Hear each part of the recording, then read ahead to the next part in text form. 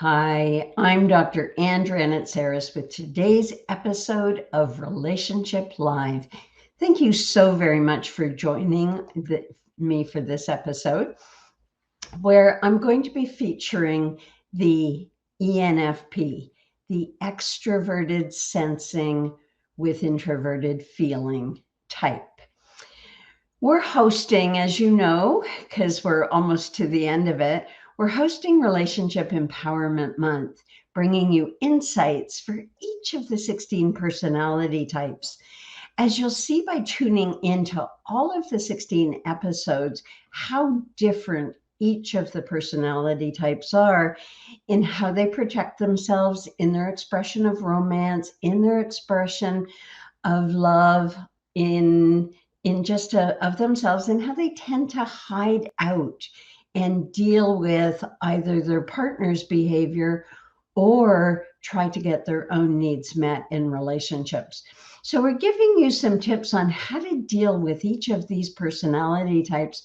So at the end of the 16 episodes, you'll be armed to go into relationships with anybody and whose style that you know, of course, and be able to use some of these tools and tips that we've given you at the end of each of the episodes on how to solve some of the core issues with each of the styles. And of course, best of all, you'll learn so much more about yourself and why you behave the way you do in relationships.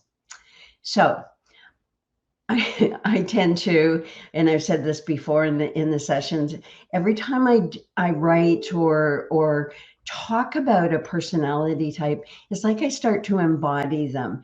And I get so excited talking about the ESFP because they extrovert their sensing function. And for those of you not familiar with what that means, it means it's all about having sensing experiences, touching, tasting, smelling, delighting in everything that we can take in our senses. And that's what the ESFP lives for.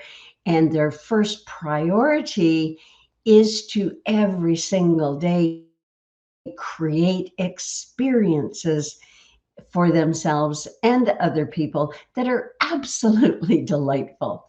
So these people are extroverted, they're outgoing, they're the life of the party.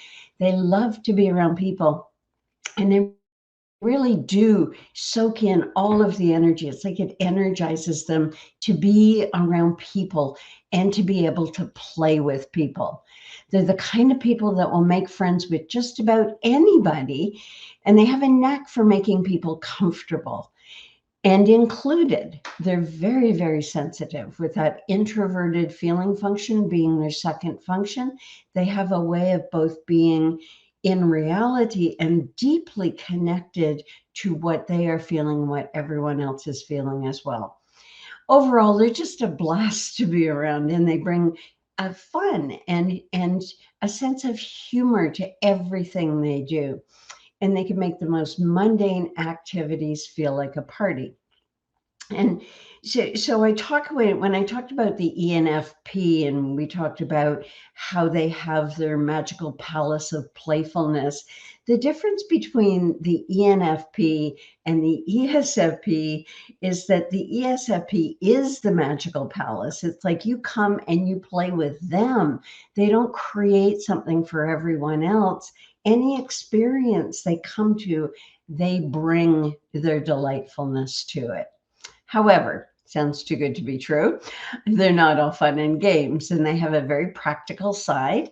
They're very adaptive. They come up with creative solutions, are great problem solvers, and they can appreciate beauty and create beauty in things around them. Again, that introverted feeling function as their second function. They tend to be, because of their love of beauty and need for harmony and that aesthetic beauty, they tend to be artists, creators, dancers in the visual arts because they love to be on the move. So let's start with a few things you should know about the ESFP in relationship. First of all, being in a relationship with an ESFP is like being in a never-ending adventure. We call, in the Striving Styles personality system, we call the ESFP the adventurer. And so they are both the adventurer and the artist. That's the extroverted sensing with introverted feeling. So they gather information using their sensing function, taking everything in and converting it spontaneously into something better than it was through play and through their desire to have harmony. These social butterflies are like masters of pleasure and play, and they like being the center of attention, always ready to entertain those around them. And they are natural born entertainers. They love to make their partner feel special and entertain them. And they know how to turn the heat up with playful banter. They love to, play with words and tease and poke fun at things, always laughing and smiling, because smiling is an activity that we all can do. Any style can do it because it gives them pleasure to put a smile on their face. Other styles, they don't think that they can actually just create a pleasurable feeling in their body and their brain simply through the act of plastering a smile on their face. But ESFPs, they've got this one nailed down. So their quick wit and easygoing nature really makes them easy to go to be around if you're not one of those really serious, staid types who doesn't like to be teased or takes most everything seriously or takes offense at teasing and playful banter, judging them to be perhaps a little bit superficial and not realistic in their playfulness. And so instead of delighting in the ESFP, certain personality types can be very dismissive of them because they're not a heady type. That doesn't mean that they're not intelligent. Their intelligence is in their capacity to be in the world, bringing delight, creating, and leading their own entrepreneurial businesses. One of the key traits in relationships is that desire for sensory stimulation and pleasure. So keep your minds up here. They love to experience life to the fullest, and they want their partners to join them on their journey of adventure. This means they're always seeking out new and exciting adventures, from trying, again, think of all of the taste and smell, and you just going into the a potpourri shop or the body shop or something like that, just going into delight in all of the sensual experiences of fragrance. But they can also love skydiving, anything that causes them to feel accelerated. They're looking for thrills and they want their partners to share in the experience. So thinking about the artist as their second function, they really do want their partners to have the experiences with them. They like their partners with them on these adventures, not necessarily having to have deep, meaningful conversations, but to join in the experience that they so much love to have. They're like kids in a candy store, craving new and exciting taste experience as well. They want to go on bigger and better roller coasters, trying every flavor of ice cream that comes along, always on the lookout for something different. They make things come alive, and they want to indulge in the sweetness of life. And so the more heady, rational types, they don't talk in this type of language of, I this experience feels so sweet. It's just so titillating. It just enlivens every cell of my being. That's not the way a rational brain will ever describe what their experience is. They might say, yeah, we had a great time. It was good. It was fun. I'll do it again. but it's just to be able to describe the experience is something that they excel at. And so their language is very compelling and very engaging. It's no wonder they they make fantastic copywriters for marketing companies as well. And they really like their partner because of their need for harmony. They really like their partner to be as enthusiastic about living life to the fullest as they are. And they'll stop at nothing to make sure their relationship is full of joy and delight. So they're known for their spontaneity. As an adventurer, their predominant need is to be spontaneous. So you know what that means? Uncontained or undeveloped spontaneity ends up being impulsive. And so on the one hand, they can be delightfully spontaneous, coming up with great ideas for what we can do to play today. And on the other hand, they can act impulsively, spending money, going out and doing things that without telling their partner, or other saying impulsive things because they don't really have a filter. They haven't really gauged the audience and what the audience might be accepting of. But they're wonderful problem solvers. They have that ability to see into the relationship, into their partner's problem, and it's no wonder their partner easily will share and confide in the ESFP partner, because they'll come up with all kinds of great ideas for solving their partner's problems while at the same time making them laugh. And if I haven't told you enough wonderful things about the ESFP adventurer, and if you want to find out more, hop on over to nowfixyourrelationship.com. Get yourself a relationship toolkit, some of our reports for the ESFP, and of course, all of the other personality types are represented there. You can, from all the way from ESTJs to INFPs, we have 16 interpretations for all of the styles and how they are in romance, career, leadership, and just in general overall. So here's how they bond. You wonder how this person who's in perpetual motion, how you can ever get them to bond. Well, I'll let you in on a little secret here. You know, the way they bond is by having this dual agenda of making their partner happy and having the freedom to do whatever they want when they want to do it. Sound difficult? Sure, it's a little difficult, but they're very tuned in to what their partners need. And when they're codependent, they tend to be more submissive because their style is very adaptive. They don't have a lot of emotional needs or need a lot of emotional attending to, because they tend to hold their emotions deep inside of themselves. So as long as their partner's happy, they're happy. And as long as their partner isn't restricting their activities and telling them not to do what they want to do when they want to do it, they are fine. They don't want to have to conform, because conformity is the death of spontaneity. So if a partner, for example, puts in some role expectations of, now that you're a mother or now that you're 35, you have to stop behaving like X, they will automatically rebel against that. They've got this lovely, flexible, and adaptive approach to relationships and to life in general, and they'll adjust their behavior and communication style to meet the needs of their partner and their friends. And they'll see opportunities to strengthen their connection by doing things that they both love to do together. That need for activity along with togetherness, that perfect combination for them.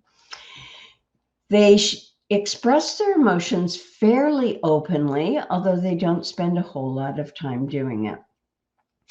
When they're safe and secure in their relationship and they know that their feelings will be, they'll be received appropriately. And they really do honor their emotional connection, even though it's really hard to nail an ESFP down. They're one of those 4 styles, the SP styles, where they get bored easily. They want adventure. They want excitement. They want new things. And so they really have difficulty with honoring commitments if there's something wrong in the relationship. But when it's going right and their needs are being met and they're able to be spontaneous within the context of the relationship, everything goes along tickety-boo, and the partner never has to worry about their ESFP partner straying.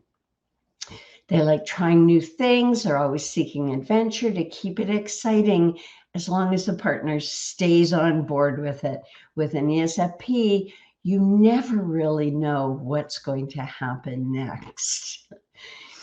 So ESFPs are very in touch with their emotions, and oftentimes they're known to wear their hearts on their sleeves.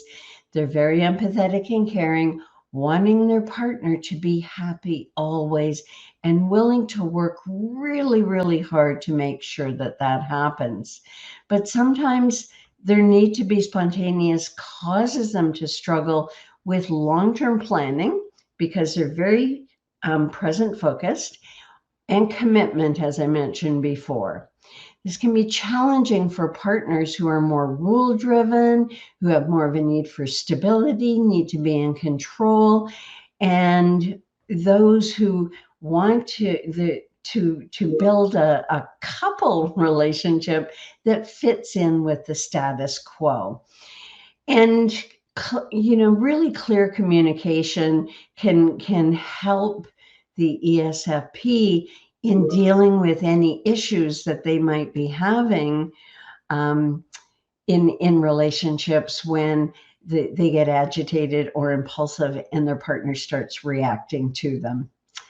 So this brings us to the first challenge that their partners, and of course, nobody is born knowing how to do relationships. And every one of the 16 types has a codependent approach to relationships because, hey, nobody trained us how to meet the rigors and challenges of managing conflict, dealing with issues, dealing with competing priorities or visions for what a happy relationship looks like. And there are styles that conform, and then there are other styles that want to do their own thing and create their own thing. And so anyone in a relationship with an ESFP who has a specific idea of fitting in, moving to suburbia, that white picket fence, it's not that the ESFP can't do it. It's just that they have to be brought along. They have to be they have to get used to the idea of it and see all of the different ways that it is not going to impede and frustrate their predominant need to be spontaneous. So the first challenge that spouses and partners and friends of ESFPs report is that they prefer spontaneity over planning. And yes, it's true of all of the SP group of people. They focus on the present moment. They want to be free to do what they're pulled to do. And so they're not going to plan for what we're going to do on vacation every year for the next 5 years. That's not it. They might not plan for their financial future. They look at their calendar, and if it's full, they're going to get triggered, and they might even ignore everything that's in their calendar and just not show up. And so what's a partner to do who is more future focused, who wants to talk about what we're going to do? And the thing about planning is that most of the time, when we sit down to plan, it seems like a bit of a serious activity. And the way that a partner can help the ESFP engage more in planning is to make it fun. Of course, that's what they want to do. Give me any activity, I'll do it as long as I can feel some sensation of pleasure as I'm doing it. Everything has to be fun for them. And, I hope I'm not making it sound like this person's an absolute, flake that has to have fun, or else they're picking up their toys and going home. It's not like that at all. But just as with everybody's predominant need, we can only tolerate it for a certain time, not getting that need met. So if you approach planning as a partner, as a fun activity, you're going to create a vision board, make it visual, make it tactile, cut things out of magazines, and draw a roadmap and put in different pins and things along the way, and imagine with them what you'll be doing and feeling, because experiencing as you do all of those things, and you will engage them in that planning process. But you're also going to have to talk about and have them agree to, if we plan this and if we agree to this, you have to give me a heads up at least 4 weeks in advance, 3 weeks in advance, if you are going to cancel, because honey, you're not going to cancel this at the last minute. So again, always with the ESFP, make it play, make it so they can show up and play at planning, and you'll get a lot more traction. Otherwise, you foster dependence on you. The other thing that's challenging for partners is, if you're a very different style, and say, for example, you're an ISTJ, or you might be an ENTJ, and you have this wonderful, delightful partner who makes your life just brighten up, and they can never be serious, and they can never sit still for a moment, and because that's, of course, the way that they're going to be judged. It's not necessarily the reality, because they do have an amazing capacity to focus on repetitive action. They make great athletes and involved in sports and perfecting their game, and doing the same activity and feeling the pleasure that they experience when they perfect it. However, sitting and being quiet, it's just not their thing. And so this need for stimulation and their restlessness and their boredom can feel very threatening to a partner who really values stability and predictability. And that need for perpetual novelty, never wanting to do the same thing, that really leaves their partners frustrated, struggling to keep up with their partner's high energy pace. And it doesn't help when they say, adult old people things like, can't you ever show up on time? Or do I always have to think about the consequences of everything? Or do all the planning for our retirement income? As though the ISFP's behavior is turning their partner into some sort of victim. They're long suffering. Poor them, they have to be the adult, right? And even though they might feel somewhat put upon by having to boundary their energy, you can guarantee that the ESFP is adding so much to your life that they are entitled to your effort to help them with their lesser developed functions.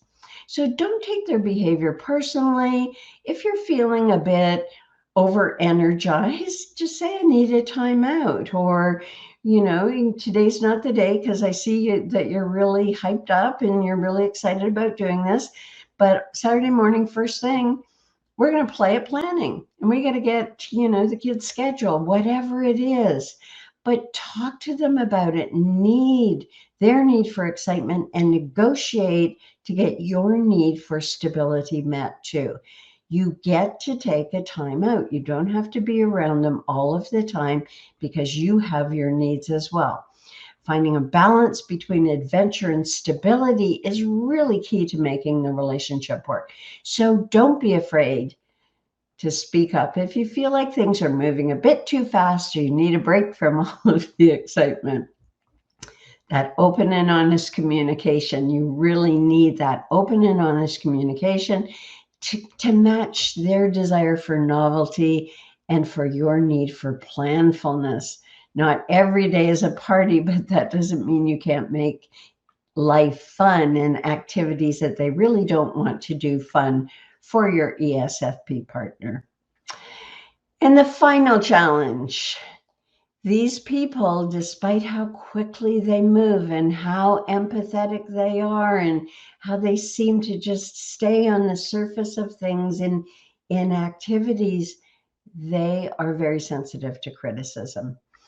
And so saying things, as I said earlier, about why do I always have to be the one that, they take that to heart because they work so hard at trying to please you as their partner, to make you happy, to make you laugh. But what they don't do all of the time is they don't check in and see if you're in the mood for fun and playfulness. So when you want to have a serious conversation, you have to bring it up where, okay, we have to have a conversation about X, and I'm in quite a serious mood. So if you can park your humor a little bit, and if you start getting uncomfortable with the topic, just let me know. I'll slow it down a bit, so that they don't jump in and start trying to hijack your planning or your discussion by playing and making fun. So they tend to be very aware of their emotions. It's like this it's introverted feeling. It takes everything very, very personally and then tries to create harmony by blaming themselves and criticizing themselves for not making you happy.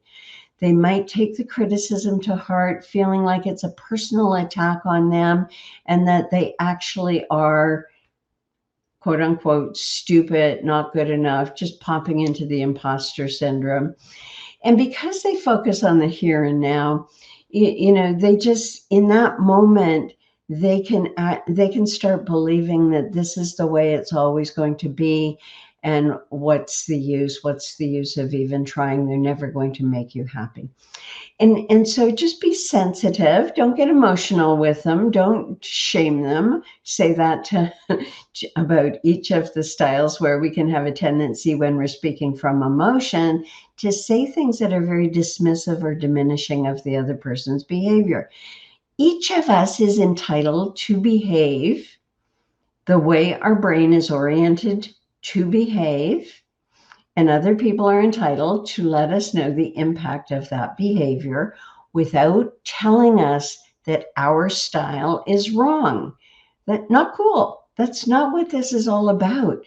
The whole thrust of psychological type, Myers-Briggs, striving styles, is that we all have gifts differing.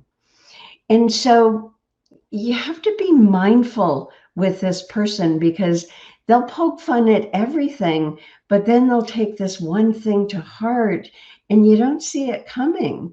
So you have to be mindful of your tone when you're talking to them and your approach. And instead of being emotional, harsh, or critical, approach it in a gentle and caring way.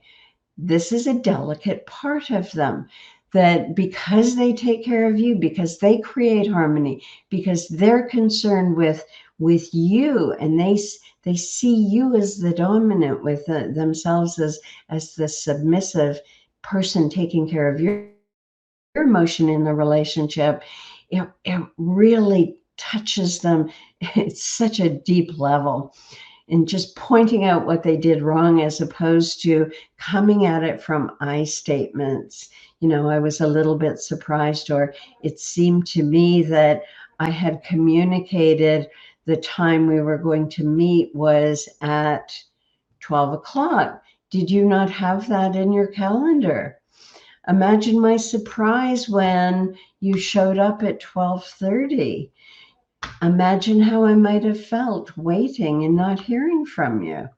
The worry. You see, we can frame things in ways that cause other people to hear the impact of their behavior on us, which then goes into their conscience. And they start building a stronger conscience around their behavior and the impact it has on others. So allow them space sometimes too. If you've had to give them feedback, just give them some space to process it. They might shut down. They might feel so crushed that they can't talk about it. But they're introverted feeling types. Identify with their feelings. I know this might be difficult for you to hear, and your feelings might be hurt as I say this, but that's not my intention. Just put it out there that if they're going to withdraw and feel hurt, just own that that's probably what's going on. And I'm going to give you some time and space to do that. So their spontaneity, lack of planning, their impulsiveness, it may require a good deal of compromise from their partner. But remember, your ESFP, they're compromising too. Understanding and embracing their traits will lead to a much more fulfilling relationship with your ESFP partner. I really, really hope that I've whet your appetite for more on the ESFP. We all need to know about other people's personality types as well as our own, and the depth and the wealth of information that's available to you about this relationship style you can find on www.nowfixyourrelationship.com. Find a relationship toolkit, an interpretation session, relationship reports, all things ESFP, as well as the same for all of the other 16 personality types. That's right, all 16 are represented there. We were not taught how to do relationships. We weren't taught that there are 16 different ways that the brain can organize itself that causes conflict and challenges and issues in relationships. As a result of that, we believe and come at relationships believing that others should be like us. And that's our first mistake. So find out more about the wonderful world of the 16 personality types and the 8 striving styles with their emotional needs and drivers of behavior, and become a relationship expert, particularly in the relationships of your life. Remember, we're hosting this LinkedIn Live episode for each of the types. So join us on Monday to find out all about the other side of the adventurer, the ESTP. That's the extroverted sensing with introverted thinking. Some tips on how to deal with them in relationships and romance. We've got lots of resources, so hop on over to Now Fix Your Relationship and access all of the posts and recordings. We know that all of you can't make it to the live show, so make sure you catch us on the replay. And if you're an ESFP and you're experiencing problems in your relationship, give us a call and book a free consultation. Or if you're a partner of the ESFP and you want some more help in fixing your relationship with this wonderful, playful human being that makes your life a delight and causes you to pull your hair out sometimes, make sure you give us a call.